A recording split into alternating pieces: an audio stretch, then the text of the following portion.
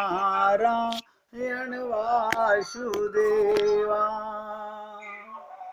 श्री कृष्ण गोविंद हरे मुरारी, हे नाथ नारायण वासुदेवा।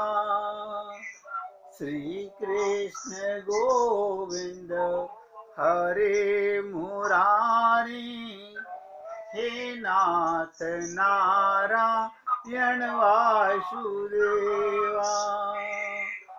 श्री कृष्ण गोविंद हरे मुरारी, हे नाथ नारायण वासुदेवा। श्री कृष्ण गोविंद हरे मुरारी, हे नाथ नारायण वासुदेवा। अब ध्यान से सुनिएगा, बहुत ध्यान से सुनिएगा। तो क्या हमको संसार से दुख मिले तब मन हमारा भगवान की तरफ लगे? हम तो कभी नहीं कहेंगे भगवान आपको कोई दुख दे। भगवान भी कभी नहीं चाहते आपको दुख मिले, क्योंकि आपके प्रारब्ध के कर्म है, उनसे सुख मिल रहा है।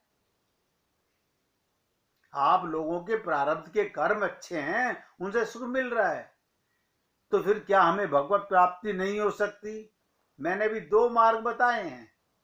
या तो संसार से दुख मिले तो मन यहां से हटके वहां लगे, और दूसरा मैंने अभी कहा वो सबसे सरल मार्ग है।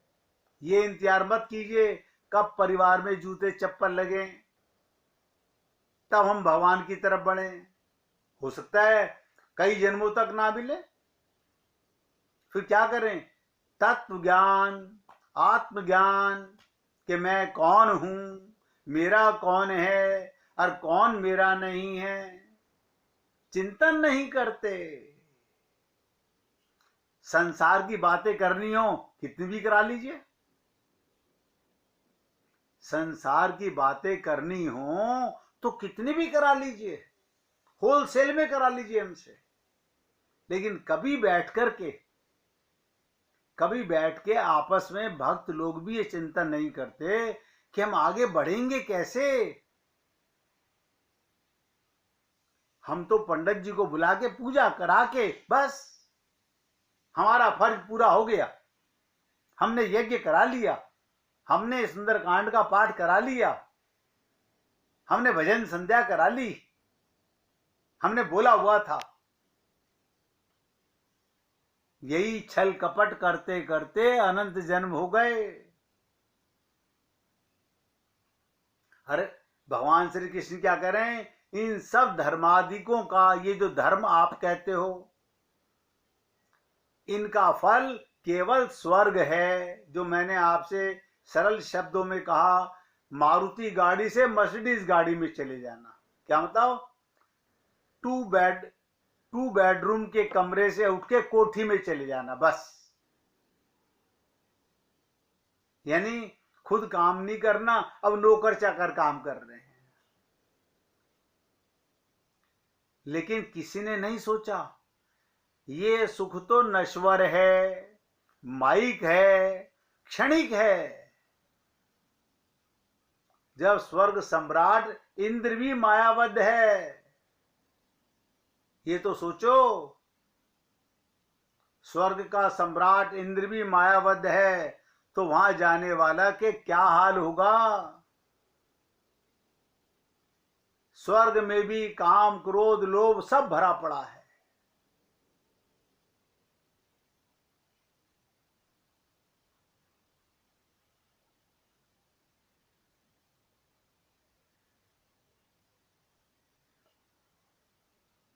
ये जो आपके धर्म हैं,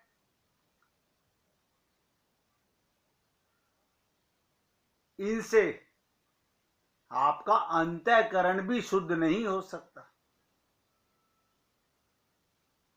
आप सोचिएगा, मेरी बातों को विश्वास मत कीजिए, झूठा मानिए, और अपने अंतःकरण में झांक कर देख लीजिए। कि ममता मोह आसक्ति है क्या, आपको पता चल जाएगा। ये कहाँ रहती है। अंतःकरण देखना हो तो ऐसे देखिएगा, मेरी ममता किसमें है, मेरा मोह किसमें है, मेरी आसक्ति किसमें है, बस आपको खुद पता चल जाएगा। हाथ में नहीं है, पैर में नहीं है, अंतःकरण में है, आपके हृदय में है। तो हृदय मलिन है कि नहीं है, उसमें भगवत प्राप्ति की चाहना तो है ही नहीं। और भगवान कह रहे हैं इनसे भी, इस ज्ञान से भी अंतःकरण को शुद्ध नहीं कर सकते। ये जो साधना कराते हैं संत महात्मा लोग, देखिएगा, ये भी आपको बता देता हूं। 84 सूत्र हैं नारद भक्ति के, नवदा भक्ति के 9 सूत्र हैं, सुखदेव परमहंस के 3 सूत्र हैं। अब पता नहीं आपका गुरु जिसके अंडर में आप साधना करना चाहते हैं वो आपसे कौन सी साधना कराएगा। नवदा भक्ति की साधना कराएगा, 3 भक्ति की साधना कराएगा, लेकिन उससे आपका अंतःकरण शुद्ध होगा, बस पात्र बन जाएगा। आप में भगवान को पाने की चाहना पैदा हो जाएगी। जैसे अभी माया पाने की चाहना पैदा हो गई है। पंडित जी कोई ऐसा उपाय बताओ कि पिछले साल 1 करोड़ रुपए कमाए थे हमारे बच्चों ने, इस बार 50 करोड़ रुपए कमा ले हम। क्यों? हम चांदनी चौक खरीदना चाहते हैं।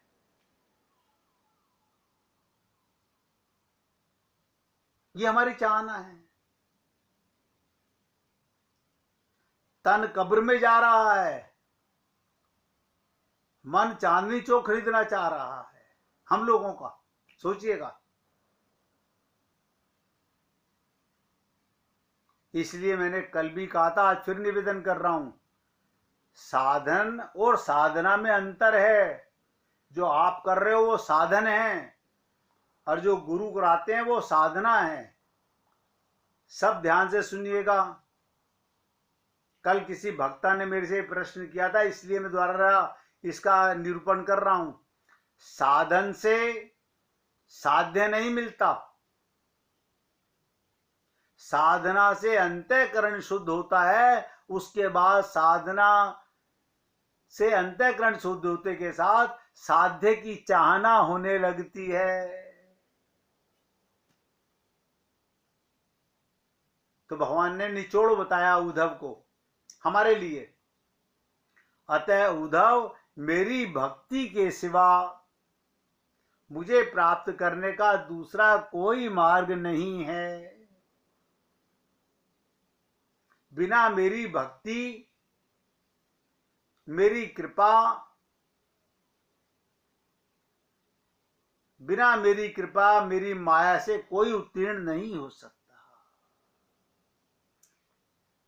और कल आपसे कहा था, इसी आशय से ब्रह्मा जी ने भी कहा कि मैंने 3 बार वेदों को मथा है, यानी भगवान की वाणी को मथा है, और उन्होंने भी डिसीजन निकाला कि कृष्ण भक्ति के सिवा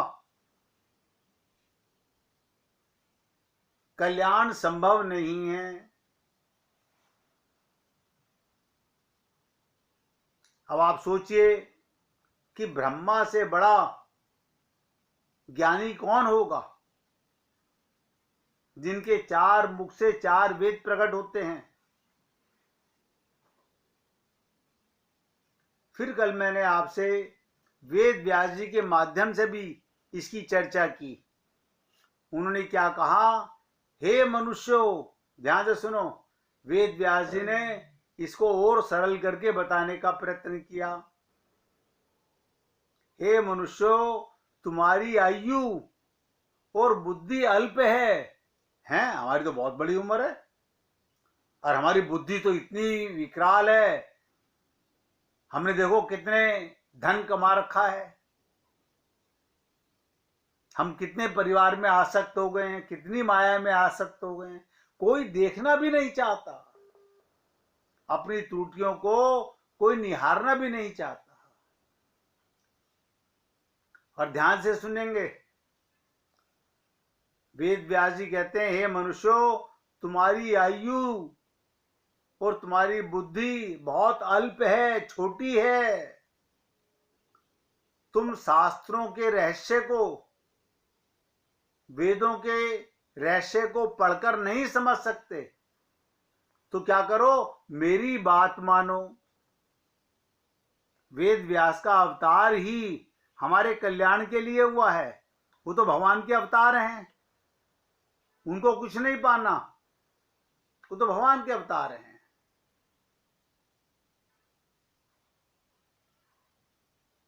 और उन्होंने भी निचोड़ क्या निकाल के बताया, केवल श्री कृष्ण सुखेग तात्पर्यमयी भक्ति ही तुम्हारा चरम लक्ष्य है।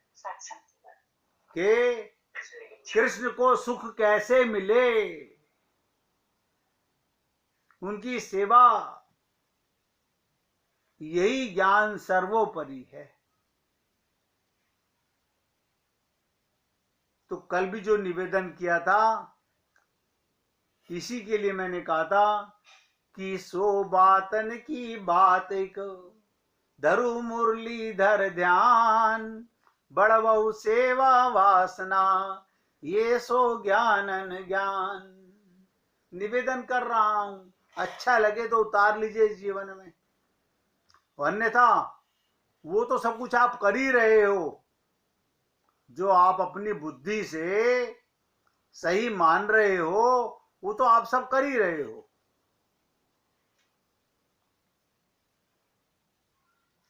कई बार तो मैं ये सोचता हूं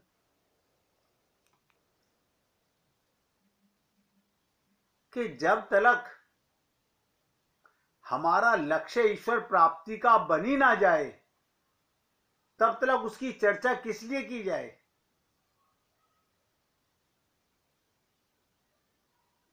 मैंने आपसे प्रेम रस का सार, इस पर सत्संग चल रहा है, और आपको पता है 100 दिन से ऊपर हो चुके हैं।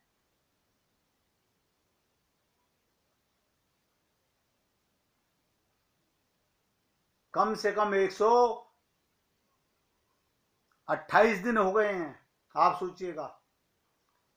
लेकिन अभी मुकाम पर गाड़ी पहुंची नहीं है कि ईश्वर प्राप्ति का उपाय।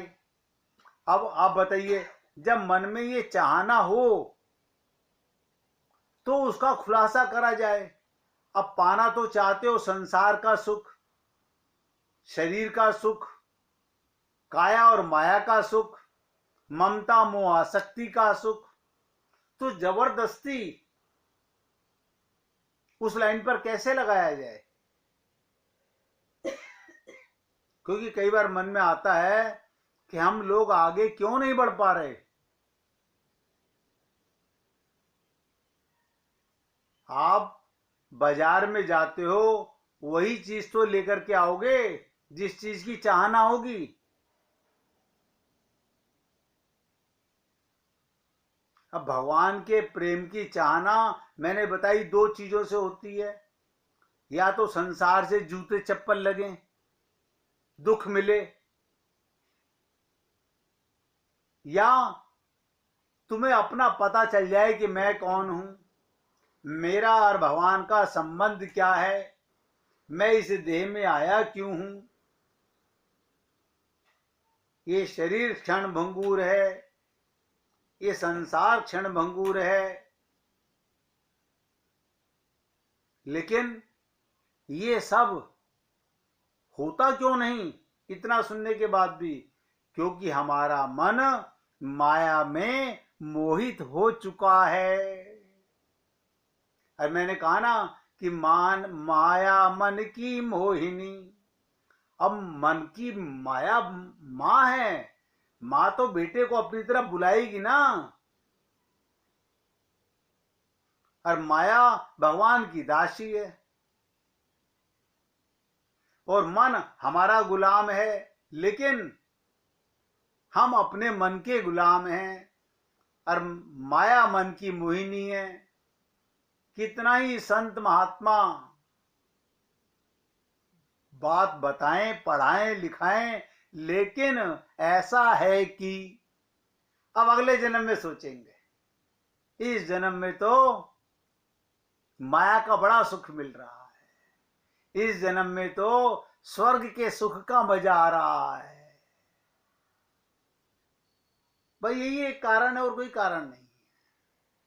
मैंने कहा ना, या तो तत्व ज्ञान हो जाए या संसार से दुख मिलने लगे, दो ही कारण से ये जीव मुड़ता है।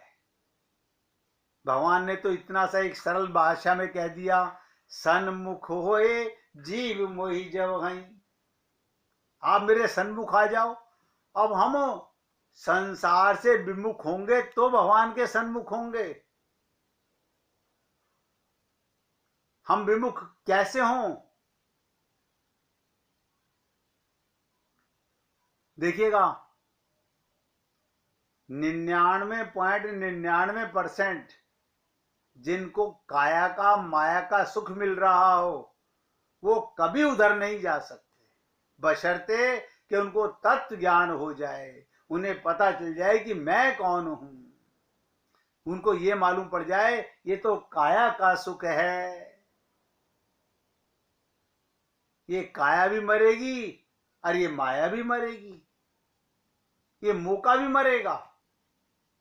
अगर कोई इतना जान ले तो कोई मूर्ख नहीं है, लेकिन हम सब मूर्ख ही तो हैं भैया, चाह करके भी आगे नहीं बढ़ पा रहे। बहुत मन में आता है कि ईश्वर प्राप्ति का उपाय उस पर चर्चा करूं, लेकिन किससे करें, क्यों करें?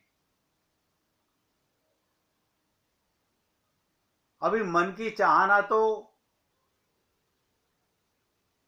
शरीर के सुख की है, आत्मा के सुख की नहीं है, और ईश्वर प्राप्ति आत्मा के सुख की चीज है। आप लोग सोचिएगा और विचार करके बताइएगा मेरे को। खाली ऐसे ही कहने का कोई फायदा नहीं है। क्या जी आप कीजिए, आप चाहते हैं ईश्वर प्राप्ति तो इसकी चर्चा करने का लाभ है, अन्यथा कोई लाभ नहीं है। क्योंकि आपके साथ में मेहनत करने का मजा कब? अब कोई आदमी इंजीनियर बनना चाहता है, डॉक्टर बनना चाहता है, एडमिशन ले ले और पढ़ाई ना करे तो डॉक्टर कैसे बनेगा? पढ़ाई ना करे तो इंजीनियर कैसे बनेगा? वकालत में एडमिशन लेने से वकील नहीं बन जाते। इसी प्रकार सत्संग में आने से भक्त नहीं बन जाते।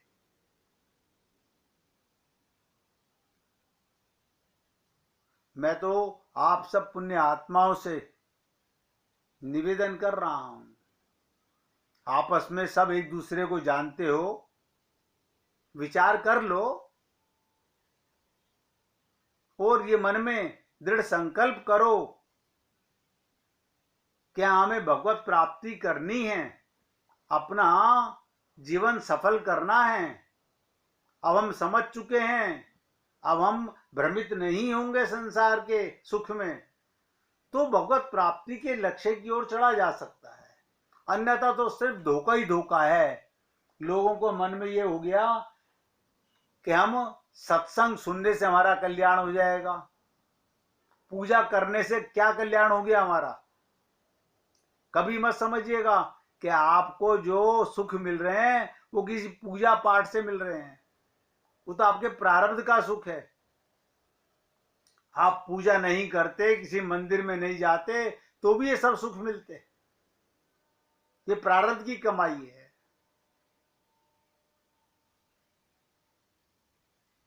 ये बात मैं क्यों बोल रहा हूं कि मैं आपके साथ में मेहनत करूं,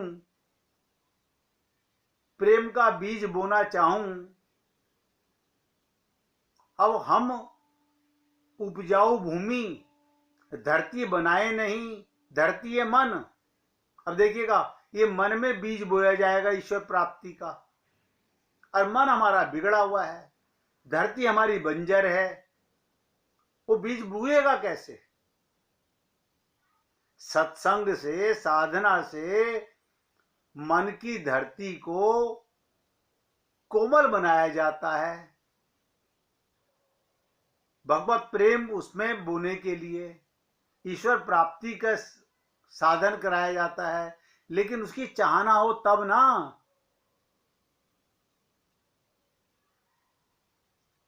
इसलिए मैं आप सबसे निवेदन कर रहा हूं, सत्संग खत्म होने के बाद आप सब लोग, आप तो भक्त लोग हो, पुण्य आत्मा हो, सब अपना भला बुरा सोचते हो, विचार कर लीजिएगा। अगर 50% लोग भी तैयार होंगे, देखो बोल रहा हूं, 50% भी तैयार होंगे तो मैं आपके साथ ईश्वर प्राप्ति का प्रयत्नशील होऊंगा, और नहीं तो सत्संग तो ऐसे चलता ही रहेगा। ध्यान से सुनिएगा, 1 मिनट कीर्तन करेंगे, फिर आगे बढ़ते हैं। दीन बंधु दीनानाथ मेरी